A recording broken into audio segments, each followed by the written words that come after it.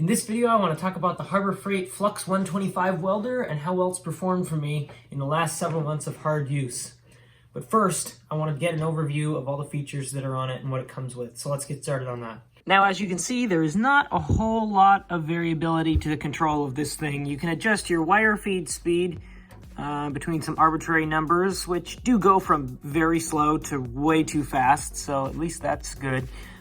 You only have minimum and maximum amperage settings.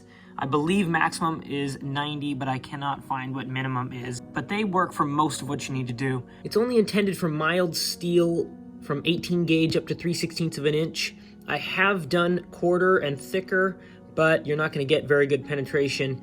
And I can confirm that going below 18 gauge is not really a good idea, as the minimum setting really isn't minimum enough for that. It does warn you on this label and several times in the manual not to go more than 2 minutes of use followed by at least 8 minutes off in a single 10-minute period.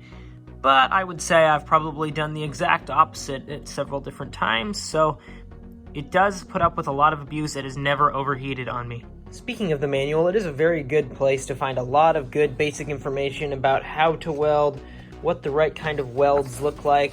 There's also a little card that has this exact same weld diagram on it that you can set right next to your machine or tape to it, so you can see what good welds look like, what bad welds look like, all those sorts of basic things. It's really, really useful. In the box, the welder does come with this completely plain static face shield of a welding helmet. It doesn't really work very well. Obviously, that's a very old-fashioned and struggle-filled way to do it, especially for a beginner. You pretty much have to have an auto darkening. And it comes with this wire brush hammer combination, but obviously it's not very heavy. It's only about a 3-ounce hammer, so that makes delivering any kind of real blow to anything very difficult. That said, I do have some other Harbor Freight products that have been very useful to me in supplementing all the welding that I've ever done. I have this Harbor Freight Autodarkening helmet. It's a must. You can get those from many more places than Harbor Freight, but I recommend that one as it's only $60. I have thin gloves of the Vulcan type. These are really comfortable leather ones. Super thick ones for grinding or when you're really close to heat or something like that. I have a much heavier, more official welding hammer, a wire wheel for taking away all the slag. Harbor Freight also has extra wire brushes of different sizes and types. These ones are steel, but I also have some brass ones.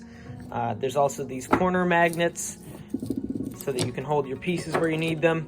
I also have these sleeves, and I have upgraded to 35 thou wire just for a little more material. You can buy this pack online from Harbor Freight with bigger tips, and you can just get the 35 thou wire right in the store. And of course, whenever you buy wire for this welder, make sure you get the flux core kind and not the regular coreless MIG wire. In addition to all the smaller items, I do use the welding cart and the welding table as well, all from Harbor Freight.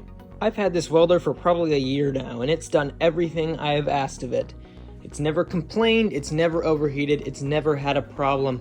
I've welded car stuff with it. I have welded a whole entire custom go-kart with custom suspension all together on this channel, among a whole bunch of other little jobs. I highly, highly recommend it, and it has surpassed all of my expectations. So whether you're a beginner just trying to figure out how to get started welding and see if you like it or not, or you're a master looking for a ridiculously cheap way to weld on super low current, this is it.